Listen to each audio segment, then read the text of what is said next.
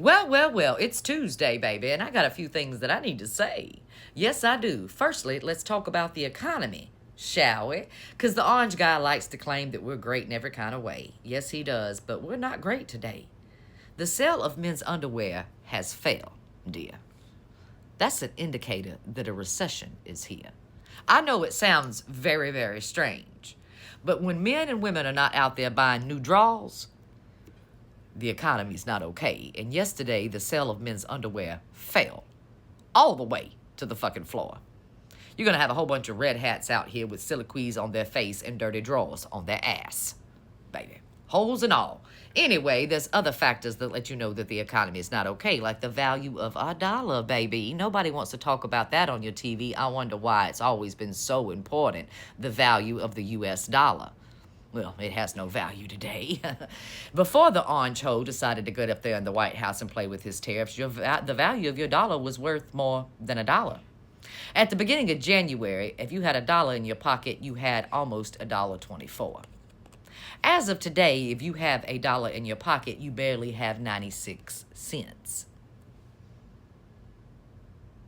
You heard that correct. The dollar in your pocket is only worth 96 cents and falling daily. But there's another indicator that the economy is not okay, and you're not going to hear this on your TV either, dear. Walmart has shuttered the doors of over 50 stores.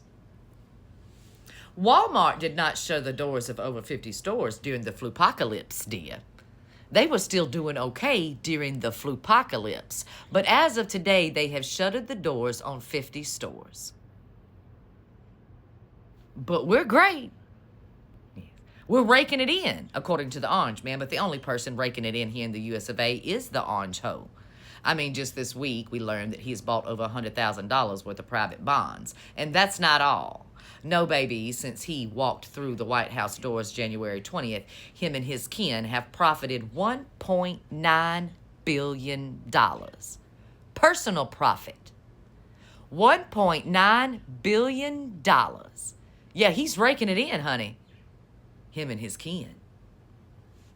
But you, according to the orange fool, are going to have to grin and bear it come December and not be able to buy your children any dolls. You remember he said it a few months ago. You're going to have to grin and bear it. Christmas is going to be bare for you, but not for him up there. I mean, after all, he decided to take $1 billion out of the nuclear refurbishing fund to refurbish his fuck palace in the sky. That's right, his gold-plated fuck palace in the sky. He'll be okay up there while he flies. Meanwhile, down here on Earth, dear, in the United States, as nuclear materials leach into our soil because he did not want to refurbish them, I hope you don't grow a third eye or a third nipple, friend. But we're great, right? Now on to the next bit of tea. I know, baby. We got to move on through, you see. Yesterday, Satan, Cindy Lou Who, Pam Blondie got up there to bring you the news. They've been patting themselves on the back at the DOJ. They say they got it under control today, coming after the Sinaloa cartel. Yes. She talked about the confession that was made by the co-founder of the Sinaloa cartel, El Chapo's bro. Yes. She took all the credit for everything that's going on, but she left out a very important part, dear, about that investigation into the Sinaloa cartel. How it started back in 2019. This was not a new investigation. They did no work. They already had it done for them. The original DOJ did the investigating, baby, not the new fools that they've put in. They let go of all the real investigators at the DOJ, and they like to do this every other day. They like to take credit for things that were actually done under Biden's regime, hon. What she left out, not only the fact that she did not start that investigation, she did not do that investigation, they did not end that investigation, it was already going down. The part that she left out that I think you need to understand today is about cartels and about how they don't just go away. No. They didn't get rid of the Sinaloa cartel because they henned up El Chapo and his favorite bro. That's not how that works. Cartels splinter into other factions when they lose their leaders. They're absorbed by other cartels. You knock down one cartel and you effectively, like a Hydra baby trying to cut its head off expeditiously, 8 more pop up. And the ones that were left behind that were not part of the investigation, they grew in numbers and they grew in strength. They didn't do anything yesterday. Not at all. And you got the bridge troll, the wine box hoe, up on my TV talking about coming after Fenty in the streets of D.C.